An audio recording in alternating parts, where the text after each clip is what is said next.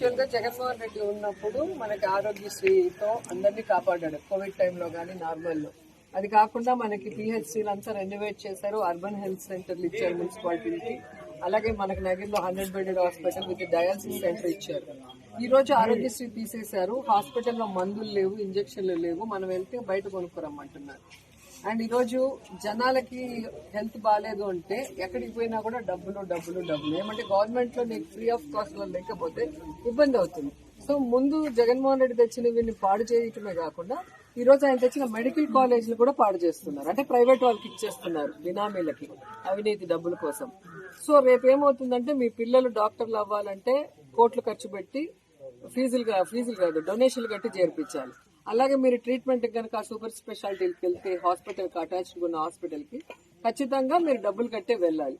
So ఇది Jaganmohan Reddy 17 medical కాలేజీలు పేదవాళ్ళ కోసం ఫ్రీ ఆఫ్ కాస్ట్ లో వాళ్ళకి వైద్యాన్ని అందించాలి, పేదవాళ్ళు కూడా డాక్టర్లు అవ్వాలన్న ఉద్దేశంతో.